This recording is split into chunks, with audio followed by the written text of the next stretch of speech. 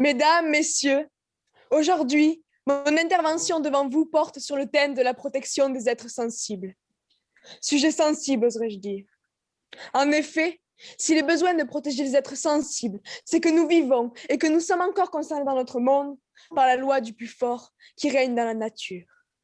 Or, nous, les hommes, sommes censés être des gens civilisés, raisonnés, compatissants, sensibles aussi, capables de lutter contre les injustices, plus particulièrement celles qui nous accablent nous-mêmes. Il nous faut donc être sensibles et forts dans la vie. Il nous faut avoir la volonté de lutter pour protéger ceux qui souffrent de leur faiblesse, ceux qui sont vulnérables. Mais voilà, à qui s'adresse ce message? Pour beaucoup d'entre nous, nous avons la capacité de nous prémunir des inégalités de la vie par l'expérience de l'âge. Mais l'enfance est une période de l'existence où l'être a le plus besoin de protection. L'enfance est dans la conscience populaire synonyme de pureté, de joie et d'innocence. C'est une promesse de croyance en l'avenir. Et pourtant, elle est si fragile, car pour tant d'enfants, la réalité est tout autre. Au milieu des cris, des injures et des coups, ils vivent par centaines leur première fois. Les premières expériences de la vie, par cet être innocent, en est l'exemple idéal. Son histoire est un drame qui ne s'amuse pas à imiter comme le font les enfants dans leurs jeux de guerre ou de bagarre. Non, c'est la dure réalité d'un monde de brutes dont ils deviennent victimes.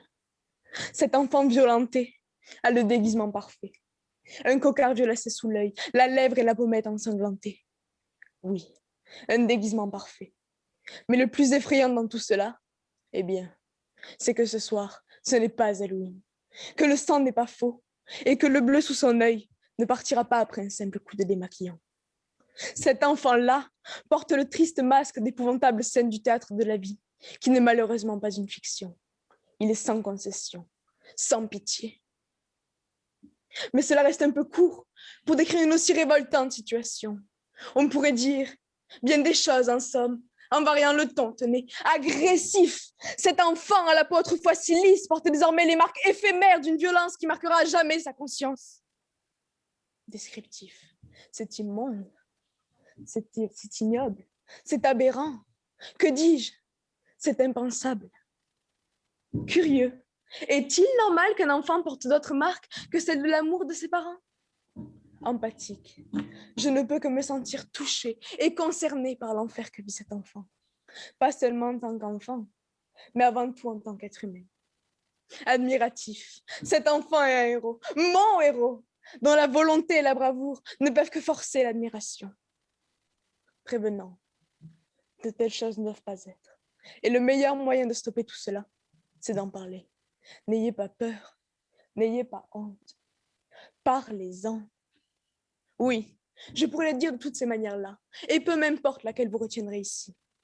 Sachez cependant que selon la Convention sur les droits de l'enfant de l'ONU de 1989, la définition de la maltraitance est celle-ci. Toute forme de violence, d'atteinte ou de brutalité physique et mentale, d'abandon et de négligence, de mauvais traitement et d'exploitation, y compris la violence sexuelle. Nous vous avons adressé ces mots et porté cette requête à vos oreilles en hommage à Marina, Tony, Fiona, Daouja, mais aussi pour mon voisin et sa petite sœur. Pour être totalement honnête avec vous, c'est surtout pour eux que je me tiens ici devant vous. C'est pour eux que mon cœur bat et c'est pour eux que ma voix retentit aujourd'hui. C'était des enfants qui respiraient la joie de vivre, qui dès qu'ils me voyaient au loin, accouraient en me faisant de grands signes de la main pour me montrer un dernier dessin ou leur toute nouvelle figure à vélo. Et moi, comme une ignorante, la seule question que je leur posais, c'était « Comment ça se passe à l'école? Et tes amis ?» Mais jamais je ne leur demandais comment ça se passait à la maison.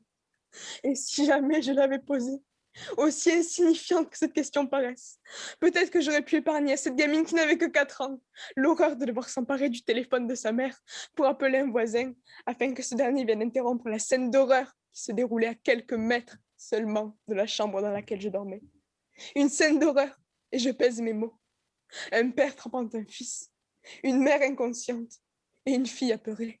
Tel est le sordide tableau qui se peignait dans la cuisine d'à côté. Oui, si je me tiens aujourd'hui devant vous, c'est pour que ces noms soient les derniers d'une liste qui ne peut par sa longueur et son atrocité que porter préjudice à l'humanité tout entière. Et je sais d'avance que vous allez vous y employer de la meilleure des manières qu'il soit. Les enfants sont des êtres si sensibles. Merci.